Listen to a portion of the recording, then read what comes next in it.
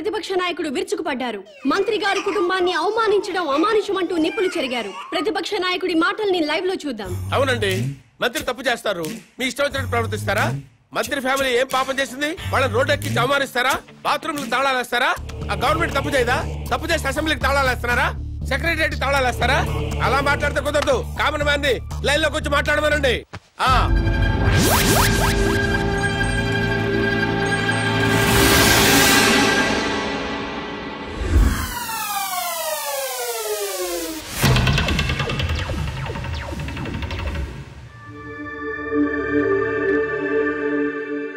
జానకిరామ్ గారు, మీరు ఇప్పుడు ఏ పార్టీలో ఉన్నారు? మాతృదేశం పార్టీలో అండి. ఎలక్షన్ టైంలో ఈ పార్టీని వదిలి ఇంకో పార్టీలోకి వెళ్ళినట్టున్నారు. అవునండి. ఏ పార్టీ సార్ అది? స్టార్ పార్టీలోకి జంప్ అయ్యాను సార్. దేనికి మారారు సార్? ఆ పార్టీ అధినేతకి ప్రజాబలం ఉంది, యూత్ బలం ఉంది, కొత్త పార్టీ, పైగా నేను సీనియర్ మోస్ట్ మెంబర్ ని, మినిస్టర్ కొట్టే అవకాశం కూడా ఉంది. అధికారంలోకి డెఫినెట్ గా వస్తుందని నమ్మకంతో చేరాను సార్. స్టార్ పార్టీలో జాయిన్ అయినప్పుడు ఆ పార్టీని, ఆ పార్టీ అధ్యక్షుడిని ఏదో పొగిడినట్టున్నారు. ఎస్, పొగిడాను. స్టార్ పార్టీలో సామాజిక న్యాయం ఉంది, అవినీతిపై పోరాటం ఉంది, ప్రజలపై ఆరాటం ఉంది. పార్టీ అధ్యక్షుడు నీతిమంతుడు. మాతృదేశం పార్టీ నుంచి బయటకు వచ్చినప్పుడు ఆ పార్టీని, ఆ పార్టీ అధ్యక్షుడిని ఏదో తిట్టినట్టున్నారు. తిట్టాను. మాతృదేశం అంతా వన్ మ్యాన్ షో సార్. అక్కడ ఆయన ఒక్కడే కింగ్ సార్. అందుకే బయటకు వచ్చాను సార్. సీనియర్లకు విలువ లేదు, జూనియర్లకు తావు లేదు, వెన్నుపోటు రాజకీయాలు. ఎలక్షన్ తర్వాత స్టార్ పార్టీ నుంచి ఎందుకు బయటకు వచ్చారు సార్? ఎలక్షన్స్ జరిగినాయి, పార్టీ పోయింది, గ్లామర్ పోయింది, ఇంకక్కడుండి మేము చేసేదే ఉంది. అందుకనే స్వగృహ ఆపరేషన్ తో మాతృదేశంలో చేరిపోయాం. స్టార్ పార్టీ నుంచి బయటకు వచ్చినప్పుడు ఆ పార్టీని, ఆ పార్టీ అధ్యక్షుడిని ఏదో తిట్టినట్టున్నారు. తిట్టేశా. స్టార్ పార్టీ అధ్యక్షుడు అవినీతి పరుడు, కులం పిచ్చి, వర్గం పిచ్చి, పార్టీ టికెట్లు అమ్ముకున్నారు. నిజంగా స్టార్ పార్టీ అధ్యక్షుడికి కులపిచ్చి ఉందా సార్? లేదు సార్. డబ్బులు తీసుకుని ఎమ్మెల్యే టికెట్లు అమ్ముకున్నారా సార్? లేదు లేదే. నిజంగా స్టార్ పార్టీ అధ్యక్షుడు అవినీతి పరుడా సార్? No no no. మరి ఎందుకు సార్ స్టార్ పార్టీని, పార్టీ అధ్యక్షుడిని విమర్శించారు? మరి తిట్టకపోతే బయటికి ఎలా వస్తాను సార్? మళ్ళీ మాతృదేశం పార్టీలో జాయిన్ అయినప్పుడు ఆ పార్టీని ఏమని పొగిడారు సార్? మాతృదేశం పార్టీ నాకు రాజకీయ జన్మనిచ్చిన పార్టీ. ఆ పార్టీలో చేరితే మా అమ్మ కౌగిల్లో చేరినట్టుంటుంది, తిరిగి నా పుట్టింటికి వచ్చినట్టుంది. ఆ పార్టీ కోసం నా ప్రాణాలు ఇస్తా, ఆ పార్టీ కోసం రక్తం దారపోస్తా. మీరు ఇప్పటికే స్టేట్ లో ఉన్న అన్ని పార్టీలు మారారు. ఇలాంటి రాజకీయ నాయకుల్ని ప్రజలు ఏమనుకోరా సార్? ఏంటి సార్ జనం గురించి మాట్లాడతారు? వాళ్ళు ఏంటనుకున్నారు సార్? మందు పోయిస్తే ఓట్లేస్తారు సార్, డబ్బులు ఇస్తే ఓట్లేస్తారు సార్, క్యాస్ట్ ని బట్టి ఓట్లేస్తారు సార్. ఒక అభ్యర్థి గుణాన్ని బట్టి ఎవరైనా ఓట్లేస్తారా సార్? వెయ్యరు సార్ వాళ్ళు. అందుకే మేమేం చేసినా వాళ్ళు మమ్మల్ని తిట్టే హక్కు లేదు సార్. అది సార్ జరిగింది. ఏంటి సార్ జనాన్ని ఇలా అన్నాను, కోపం వచ్చిందా మీకు? నిజంగా జనం మంచోళ్ళు అయితే ఒక సిన్సియర్ అభ్యర్థిని ఎందుకోరు సార్? వాళ్ళు చేసేది తప్ప కదా సార్? వాళ్ళని ఎలా బాగు చేయాలని నేను ఆలోచిస్తున్నాను సార్. దాని గురించి ఆలోచిస్తున్నాను సార్ నేను.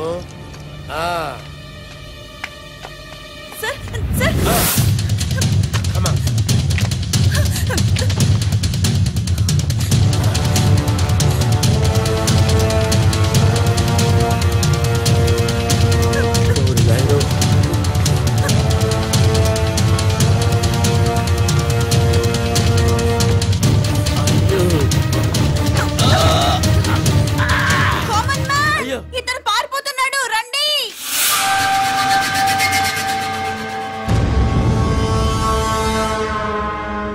కామన్ మ్యాన్ కిడ్నాపర్ కాదా?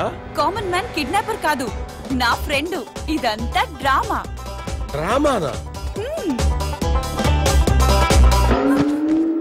కామన్ మ్యాన్ ప్రతిపక్ష నాయకుడిని కిడ్నాప్ చేసిన సంగతి మనకి తెలుసు. అయినా కామన్ మ్యాన్ సిటీలో దర్జాగా తిరుగుతున్నాడు.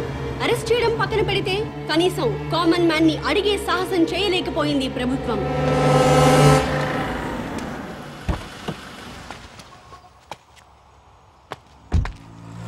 నమస్తే సార్. నమస్తే. నేను గవర్నర్ గారి పిఏనండి. గవర్నర్ గారు మీతో మాట్లాడుతూ ఉన్నారు. హలో సార్, ఒక్క నిమిషం మాట్లాడండి సార్. హలో బాబు, నువ్వు చేసే పనులన్నీ అభినందించదగ్గవే. కానీ మంత్రుల్ని కొట్టడాలు, ప్రతిపక్ష నాయకుడిని కిడ్నాప్ చేయటం చట్టవ్యతిరేక చర్య. అలా కాకుండా సొసైటీ కోసం ఏం చేయదలుచుకున్నావో, ఎందుకు చేస్తున్నావో నాకు చెప్పు, నేను నీకు సహాయం చేస్తాను. మీరు నిజాయితీ పరులు సార్. తప్పకుండా మీ మాట వింటాను. మీతో పాటు ప్రజాప్రతినిధులందరినీ సమావేశపరచండి.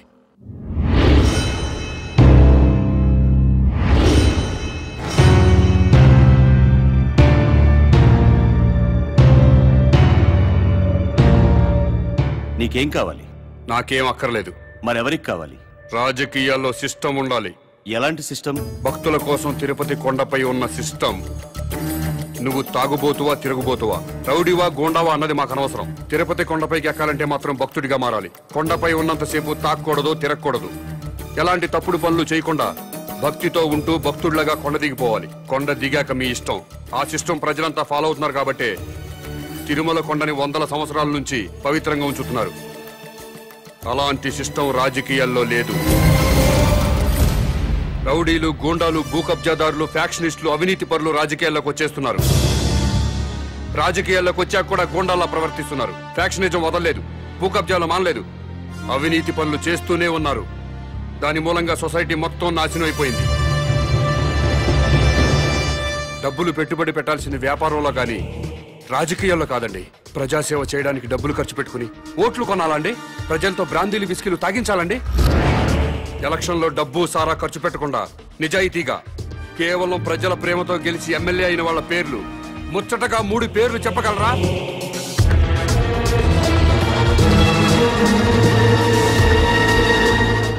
పది కోట్లు ఖర్చు పెట్టి ఎలక్షన్లో గెలుస్తున్నాడంటే రేపు 100 కోట్లు సంపాదించుకోవచ్చన్న వ్యాపార సూత్రం తప్పితే ప్రజాసేవ చేయడానికి కాదు. అందుకే రాజకీయాల్లో సిస్టమ్ ఉండాలి. ఎలాంటి సిస్టమ్ ఉంటే రాజకీయాలు బాగుపడతాయో నువ్వే చెప్పు. ఎలక్షన్లో ఎమ్మెల్యేగాను, ఎంపీగాను నిలబడ్డవాడు ఎలక్షన్ కమిషన్ ఆధ్వర్యంలో రాష్ట్ర రాజధానిలోనే ఉండాలి. నామినేషన్లు వేశాక ఓట్లు అడగడానికి ప్రజల మధ్యకి వెళ్ళడానికి వీల్లేదు. ఇంటింటికి తిరగడానికి వీల్లేదు. పాదయాత్రలు, ఊరేగింపులు ఉండడానికి వీల్లేదు. మీటింగులు, స్పీచులు ఇవ్వడానికి వీల్లేదు. పార్టీ జెండాలు పట్టుకుని ఏ పార్టీ కార్యకర్త ప్రచారం చేయడానికి వీల్లేదు. ఎలక్షన్లో నిలబడ్డ పార్టీల గురించి, పార్టీ అభ్యర్థుల గురించి టీవీల ద్వారా, పత్రికల ద్వారా ప్రజలకు ఎలక్షన్ కమిషనే తెలియజేయాలి. అది చూసి జనం వాళ్ళకి నచ్చిన వాళ్ళకే ఓట్లేసుకుంటారు. మేము ప్రజల్లోకి వెళ్ళకపోతే మా పార్టీ సిద్ధాంతాలు ఓటర్లకు ఎలా తెలుస్తాయా? పాదయాత్రలు చేసుకుంటూ ఇల్లు తిరిగి ప్రచారాలు చేసుకోకపోతే మా పథకాలు, మా వాగ్దానాలు ప్రజల్లోకి ఎలా చొచ్చుకుపోతాయని. ఊరేగింపులు లేకుండా, మీటింగ్లు లేకుండా, కార్యకర్తలు జెండాలు పట్టుకోకుండా ఎలక్షన్ ఎలా చేస్తామండి? అసలు మేమే ఎమ్మెల్యే అభ్యర్థులమని జనానికి ఎలా తెలుస్తుంది? మీరు ఇల్లు తిరిగి ప్రచారం చేయకపోతే మీ పార్టీ సిద్ధాంతాలు ప్రజలకు తెలియవా? ప్రభుత్వ ఆరోగ్యశ్రీ పథకం పెట్టింది. వైఎస్ఆర్ గారు ఇల్లు తిరిగి ప్రచారం చేశారు, ఆరోగ్యశ్రీ పథకం పెట్టామని టీవీల్లోనూ పత్రికల్లోనేగా ప్రకటించింది. ప్రజలందరికీ తెలియలేదా? ఆసుపత్రికి వచ్చి వైద్యం చేయించుకోవడం లేదా?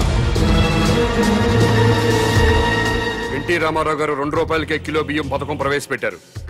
2 రూపాయలకే కిలో బియ్యం ఇస్తున్నామని ఇల్లు తిరిగి ప్రచారం చేశారా? పత్రికల్లోనేగా ప్రకటించారు. రాష్ట్రం మొత్తం తెలియలేదా? ప్రభుత్వ పథకాలన్నీ టీవీలు, పత్రికల ద్వారా ప్రజలకు తెలియంగా లేంది మీరే ఎలక్షన్లో నిలబడ్డ అభ్యర్థులని ప్రజలకి తెలియదా? ఆ సంగతి మీకు తెలియదా? తెలుసు. అయినా మీరు ఎలక్షన్లో జనం మీద పడతారు. ఎందుకంటే ఓట్ల కోసం డబ్బులు పంచాలి. జనానికి కులం పిచ్చి, మతం పిచ్చి ఎక్కించాలి. మీకు ఓట్లేరు అన్న వాళ్ళపై పోలీసు కేసు పెట్టి వేధించాలి. హత్య రాజకీయాలు చేయాలి. ప్రాణాలు తీయకుండా ప్రజాస్వామ్యాన్ని ఎన్నాళ్ళు హత్య చేస్తారు? ఆ హత్యల్లో ఎన్నాళ్ళు ప్రజల్ని భాగస్వాములను చేస్తారు? నోటి మాటతో వేయాల్సిన ఓటుకి 1000 కోట్లు ఎందుకు ఖర్చు పెడుతున్నారు? గెలిచాక మళ్ళీ 1000 కోట్లు ఎందుకు సంపాదిస్తున్నారు? ఈ మోసం జరగకుండా ఉండాలంటే నేను చెప్పిన సిస్టం పెట్టి తీరాల్సిందే. భారతదేశం బాగుపడాల్సిందే. లేదా అమ్మా గొప్పదే. మాట్లాడు. ఎవరో? Hello daddy. అమ్మా విజయ. మమ్మీని చూడాలనుంది డాడీ. నన్నెవరూ కిడ్నాప్ చేయలేదు డాడీ. కామన్ మ్యాన్ నా ఫ్రెండే. కామన్ మ్యాన్ అసలు పేరు మహేష్ డాడీ. తన కాలేజ్ లెక్చరర్. అతని భార్య నా ఫ్రెండ్ డాడీ. మహేష్ కుటుంబానికి మీ రాజకీయ నాయకులే వాళ్ళ స్వార్థం కోసం అన్యాయం చేశారు డాడీ. ముఖ్యమంత్రి వెంకటేశ్వరరావు గారు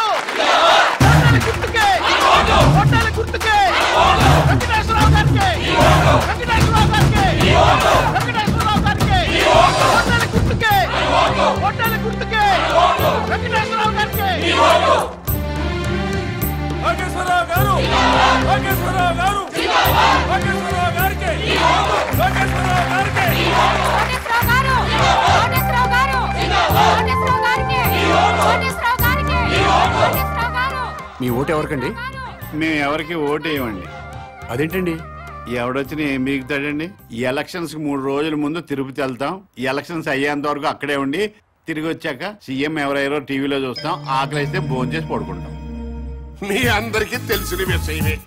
నేను ఈ ఎలక్షన్ లో ఎమ్మెల్యేగా నిలబడుతున్నా. కానీ మా పార్టీలోనే కొంతమంది అసమ్మతి గ్రూపుగా చేరి నా మీద దుష్ప్రచారం చేస్తున్నారు, నన్ను ఓడించాలి అని. ఏమండే, మీరందరూ నాకు అమ్మలు, అక్కలు, నాన్నలు, బావలు, తమ్ముళ్ళు ఎంతమంది ఉన్నారు. మీ అందరి ఆశీర్వాదం నాకు ఉండగా నేను ఎక్కడ ఓడిపోతానండి? గెలుస్తున్నా, ఎమ్మెల్యే అవుతున్నా, ముఖ్యమంత్రి అవుతున్నా. ఎవరు ఎన్ని కబుర్లు చెప్పినా ఎవడి కులాన్ని వాడు పోగొట్టుకోడు. నేను మీ అందరికీ చెప్పేది ఏంటంటే, ఇన్నాళ్లకి మన కులానికి ఒక అవకాశం వచ్చింది. మీ కులం వాడిని నేను నిలబడ్డాను. మీరంతా ఒక కట్టుబాటులో ఉండి ఒక మాట మీద నిలబడి మన కులం వాళ్ళందరినీ ఓట్లేసి గెలిపిస్తే మనోడు ముఖ్యమంత్రి అవుతాడు. దయచేసి ఆలోచించండి. మీ ఓటు ఈయనకేనండి? అవునండి, నాదండి, మా చెల్లిదండి, మా ఆవిడదండి, హోల్ ఫ్యామిలీ అంతా ఆయనకేనండి. మంచోడండి? మా క్యాస్టోడండి. మీ క్యాస్టోడని ఓటేస్తావా, మంచోడని ఓటేస్తావా? మంచోడో, చెడ్డోడో, దొంగోడో, బెవర్సోడో, బిలిపిత్రోడు మాకెందుకండి అవన్నీ? ఆడు మా క్యాస్టోడు, మేము ఆడికే ఓటేస్తాం. నన్ను ఎమ్మెల్యేగా గెలిపించారంటే మీరు బ్యాంకులో తీసుకున్న రుణాలే కొట్టచ్చు. లైఫ్ లో కరెంట్ బిల్లు కట్టక్కర్లేదు, వాటర్ బిల్లు కట్టక్కర్లేదు, బస్ ఎక్కినా, రైలు ఎక్కినా, ఆఖరికి విమానం ఎక్కినా టికెట్ కొనక్కర్లేదు. ఏ షాపింగ్ వెళ్ళి షాపింగ్ చేసినా సరే బిల్లు కట్టక్కర్లేదు. ఆల్ ఫ్రీ అన్నమాట. ఆల్ ఫ్రీ కావాలంటే నాకు కోటేశ్వరరావుకి ఏమి ఓటేయండి, నాకేమి ఓటేయండి, నన్నే గెలిపించండి. చప్పట్లు కొడుతున్నాను కదా అని ఆయనకి ఓటేస్తాను అనుకుంటున్నారా? మరి ఎవరికేస్తారు? ఎవరికైనా వేయాలంటే ఓటు ఉండాలి కదా. అదేంటి, మీకు ఓట్లేదా? రాయించుకుంటేనే కదా ఓటు ఉండడానికి. అదేంటండి?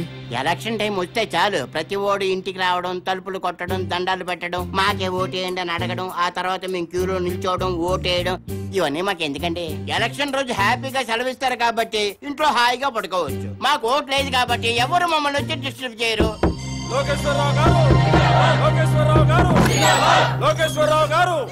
నమస్తే అండి.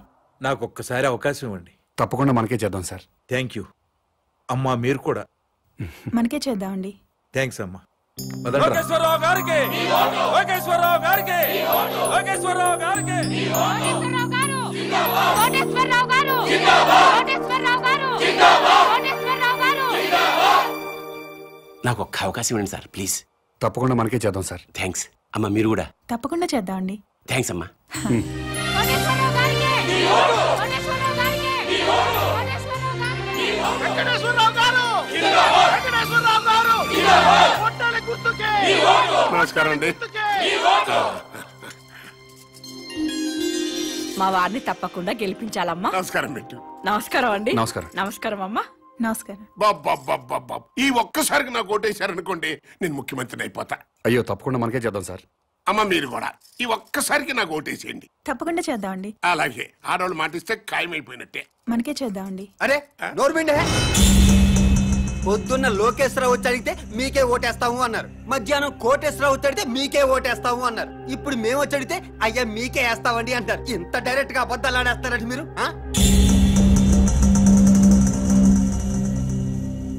అంటే ఏదో మొహమాట పడి అట్ట చెప్పుంటారులేరా. మనకే అలాగే మొహమాట పడి చెప్పుంటారు. చచ్చిపోతాం, ఎవడికెవడు ఓటేస్తాడో తెలియట్లేదు. ప్రతి వాడు మీకే ఓటేస్తాం, మీకే ఓటేస్తాం అంటున్నారు. ఇదిగో డైరెక్ట్ గా వచ్చేద్దాం. ఓటుకి ఎంత తీసుకుంటారో చెప్పండి. మాకు అవసరం లేదు. అవసరం లేనప్పుడు మీరు మాకు విషయం డైరెక్ట్ గా చెప్పండి. ఓటు వేస్తావనో ఏవనో మాకు ఒక లెక్క వస్తుంది. అదే ఊరుకా, ఏదో కుర్రతనం మాటలేండి. రేయ్, అది సీక్రెట్ బ్యాలెట్, ఓపెన్ గా చెప్పరు. డాడీ పద పద పద.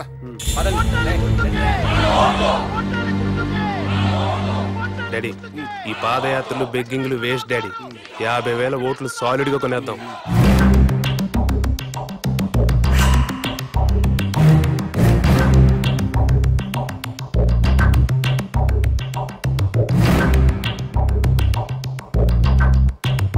మూర్తి, నీకు నా నియోజకవర్గంలో సర్పంచులు, ఎంపీటీసీలు, జడ్పీటీసీలు, కుల పెద్దలు అందరూ బాగా తెలుసు.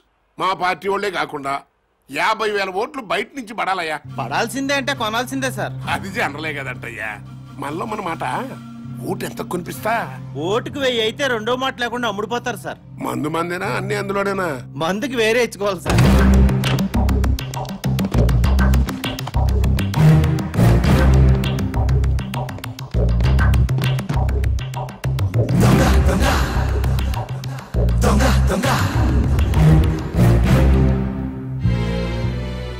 1000 చొప్పున 50,000 ఓట్లు 5 కోట్లు. మందుకి 75 లక్షలు. అవిగో పెద్ద సూట్ కేసు ఓట్లకి, చిన్న సూట్ కేసు మందుకి. మీరు గెలిచిపోయారు సార్. చెప్పు, ఓటుకి ఎంత ఇచ్చాడు? ఓటుకు 1000 చొప్పున 50,000 ఓట్లు 5 కోట్లు. మందుకి 75 లక్షలు. వెంకటేశ్వరరావు ఓటుకి 1000 రూపాయలు ఇచ్చాడు, నేను 1500 ఇస్తా. అతను మందుకి 75 లక్షలు ఇచ్చాడు, నేను 1,50,00,000 ఇస్తా. అంటే టోటల్ గా 50,000 ఓట్లకి 9 కోట్లు. లెక్క చూసుకో. వాడెంత పంచాడు, వీడెంత పంచాడు? ఓటుకు 1000 చొప్పున 50,000 ఓట్లు 5 కోట్లు. మందుకి 75 లక్షలు. వెంకటేశ్వరరావు ఓటుకి 1000 రూపాయలు ఇచ్చాడు, నేను 1500 ఇస్తా. అతను మందుకి 75 లక్షలు ఇచ్చాడు, నేను 1,50,00,000 ఇస్తా. ఓటుకి 2,000, 50,000 ఓట్లకి 10 కోట్లు, మందుకి 3 కోట్లు. తీసుకో. ముఖ్యమంత్రి వెంకటేశ్వరరావు గారు, కాబోయే ముఖ్యమంత్రి వెంకటేశ్వరరావు గారు, కాబోయే ముఖ్యమంత్రి ఆ యదవ మూర్తిగాడు మనల్ని మోసం చేశాడు. మనకి 50,000 ఓట్లు వేస్తాను మన దగ్గర నుంచి 5,75,00,000 తీసుకున్నాడు. అవును, మా ఓట్లన్నీ మీకే వేస్తావు, నా కోటేశ్వరరావు దగ్గర నుంచి కూడా డబ్బులు తీసేసుకున్నాడు ఈ మూర్తిగాడు. అట్టట కుదురుద్రా. నన్ను అడుగుతావేంటి? ఆ అడుగు. 50,000 ఓట్లకి 5 కోట్లు అన్నావు, ఇచ్చా. మందుకు సపరేట్ అన్నావు, ఇచ్చా. మరి ఇంకేంట్రా నీ ప్రాబ్లం? కోటేశ్వరరావు గారు ఓటుకి 1,500, మందు 1,50,00,000 ఇచ్చారు సార్. అంటే ఏంట్రా, ఆ 50,000 ఓట్లు కోటేశ్వరరావు గడికి ఇస్తున్నావు అన్నమాట? లేదు సార్, లోకేశ్వరరావుకి వేస్తున్నాం. మధ్యలో వాడేంట్రా? ఆయన ఓటుకి 2,000, మందుకు 3 కోట్లు ఇచ్చారు సార్. ఇంకోటి వచ్చి 10 కోట్ల నుంచి పక్కలేరా అంటాడు. వేసేస్తావా? మనిషి అన్న తర్వాత నీతి జాతి ఉండాలరా. నమ్మకంతో వేయాల్సిన ఓట్లు డబ్బులు ఇచ్చుకుంటున్నారు, మీకు మాత్రం నీతి జాతి ఉందా? చెప్పు తెగు. నీతో నాకు అనవసరంగానే నా డబ్బులు నాకు ఇచ్చేయి. ఇచ్చేయి. ఇంకెక్కడ డబ్బులు సార్? జనానికి పనిచేసాం. పనిచేశారా? కావాలంటే అడ్రస్లు ఇస్తాం, వాళ్ళు ఎల్లకెళ్ళి తెచ్చుకోండి.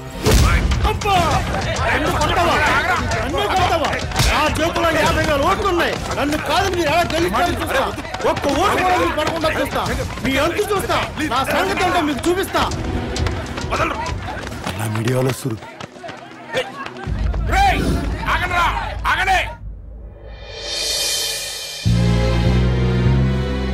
మీడియా వాళ్ళు వస్తున్నారు రా. అసలు ఎలక్షన్ టైము. కొట్టక్కర్లేదురా, చెయ్యి ఎత్తితే చాలు కొట్టారు కొట్టారు కొట్టారు కొట్టారని 90 సార్లు అన్ని ఛానల్తో చూపిస్తారు. రండి. నన్ను ఓడించడానికి మన పార్టీ వాళ్ళు అపోజిషన్ పార్టీ వాళ్ళు ఒక్కటైపోయారా. అప్పుడు నేను ఓడిపోవటం ఖాయం. అందుకే ఎలాగైనా ఎలక్షన్ ఆపాలరా. ఆపాలంటే ఓటర్స్ లో కనీసం 500 మంది చావాలి. ఆ మాత్రం ప్రజల్ని త్యాగం చేస్తే తప్ప మనకి న్యాయం జరగదు. ఇది అన్నా, నా మాటిను, నీ పనిలో నువ్వు ఉండు, నేను శంకరం మా పనిలో మేము ఉంటాం, సరేనా?